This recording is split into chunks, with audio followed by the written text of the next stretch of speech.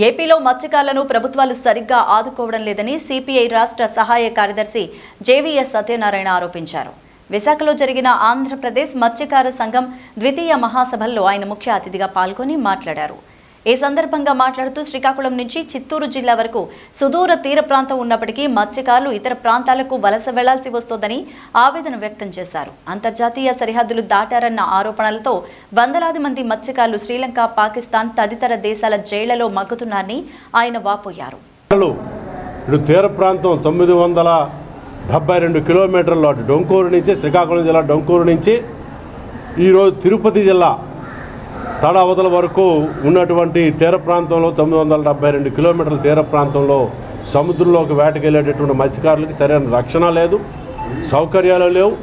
అదేవిధంగా నదుల్లోని, చెరువుల్లోని వేటాడేటటువంటి మత్స్యకారులకు సంబంధించి కూడా రక్షణ కల్పించేటటువంటి పద్ధతుల్లో ఏ ప్రభుత్వాలు సరైన చర్యలు తీసుకోవట్లా. ఈరోజు మన రాష్ట్ర దౌర్భాగ్యం ఏంటో మనకు తెలియదు, కానీ పాలకులు ఎవరైనా మత్స్యకారులు ఇక్కడ ఉపాధి దొరక్క అటు గుజరాత్, పక్కన పారాదీప్, చెన్నై, మంగళూరు తదితర పోర్టులకి ఇక్కడి నుంచి ఉపాధి కోసం వలసపోతున్నటువంటి పరిస్థితి ఉంది.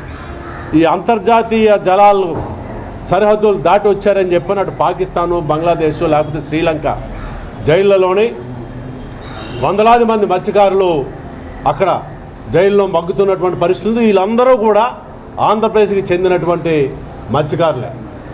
మరి ఇక్కడ వీళ్ళకి సరైనటువంటి ఉపాధి లభించి ఉన్నట్లయితే వీళ్ళందరూ అక్కడికి వెళ్ళాల్సినటువంటి అవసరం లేదు.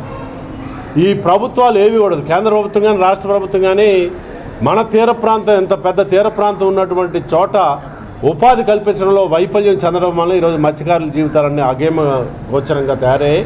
దాంతోపాటు ఇప్పుడు కేంద్రం బ్లూ ఎకానమీ పేరుతో తీసుకొచ్చినటువంటి విధానం కూడా మరింతగా మత్స్యకారుల ఉపాధిని దెబ్బతీసేటటువంటి పరిస్థితి ఉంది.